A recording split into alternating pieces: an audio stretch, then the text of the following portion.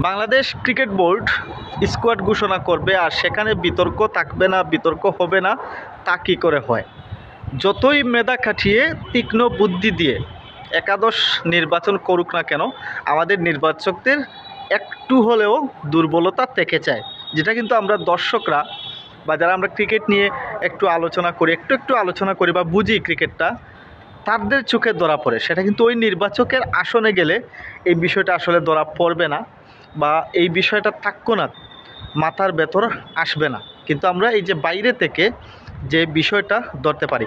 এবারে Asia cup এবং সামনে নেদারল্যান্ড সিরিজের জন্য 15 সদস্যের স্কোয়াড ঘোষণা করা হয়েছে, যেখানে মোটামুটি রানিং সময়ে যারা ভালো করছে বা পারফর্ম করছে সবাই কিন্তু দলে আছে। পেস বোলার তানজিম আসাদ, সাকিব, সাইফুদ্দিন, মুস্তাফিজুর রহমান, তাসকিন আহমেদ, মোটামুটি এই সময়টাতে বাংলাদেশের টপ যারা আছে তারাই কিন্তু আছে।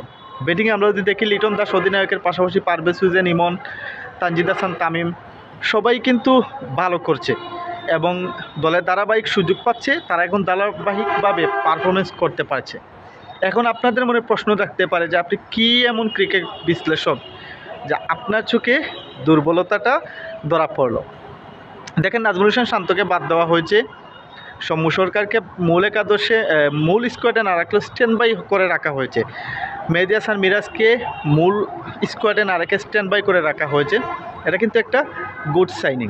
এবং নুরুল হাসান সোহানের প্রত্যাবর্তন এবং বাংলাদেশের ক্রিকেটের দর্শকদের আগ্রহের কেন্দ্রবিন্দুতে বর্তমানে কিন্তু নুরুল হাসান সোহান, তাকে দলে ইনক্লুড করা হয়েছে। অবশ্যই নির্বাচকরা কিন্তু ইতিমধ্যেই প্রশংসা পাচ্ছেন, কিন্তু বিতর্কতা হচ্ছে সাইফ হাসান। সাইফ হাসান আমরা দেখেছি বিপিএলে যথেষ্ট ভালো খেলেছে, রংপুর রাইডার্সের হয়ে আগের সিজনেও ভালো খেলেছে। এবারের সিজনে অতটা ভালো ইনিংস কিন্তু সে খেলতে পারেনি গ্লোবাল সুপার লিগে। বর্তমানে সাইফ হাসান খেলছে অস্ট্রেলিয়ার টপ এন্ড টি20 চ্যালেঞ্জ সিরিজে, যেখানে এখন পর্যন্ত মিডিলে তার কার্যকরী কোনো ইনিংস নেই, ভালো ইনিংস খেলতে পারছে না। কিন্তু এদিকে আফিফ হোসেন ধ্রুব এখন পর্যন্ত যে কয়টা ম্যাচের সুযোগ পেয়েছেন ভালো পারফরমেন্স করেছেন। আগের ম্যাচেও তার একটা 50 ঊর্ধ্ব ইনিংস ছিল। আজকের ম্যাচে বিশেষ করে এস একাডেমির বিপক্ষে যে ম্যাচটা, সেখানে 23 বলে 49 রানের একটা কার্যকরী ইনিংস এবং দেখার মতো একটা ইনিংস খেলেছেন আফিফ হোসেন ধ্রুব। এই যে 4-5টা ম্যাচের মধ্যে 2টি 50+ বা 50-র কাছাকাছি ইনিংস খেলেছেন আফিফ হোসেন ধ্রুব এবং তার ব্যাটিং স্টাইলগুলো দেখে মনে হচ্ছে না সে আগের আফিফ হোসেন আবারও কামব্যাক করতে চাচ্ছে। এখানে পারফরমেন্সের বিচারে যদি দলে জায়গা দেওয়া যেত, তাহলে কিন্তু আফিফ হোসেন ধ্রুবকে দলে জায়গা দেওয়া হতো বা দেওয়া যেতে পারত।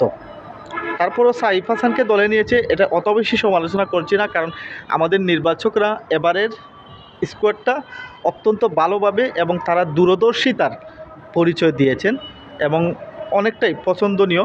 যদিও 100-এ 100 মার্ক কিন্তু কেউ পায় না, কিন্তু 95% মার্ক দিতেই পারেন আমাদের নির্বাচকদের।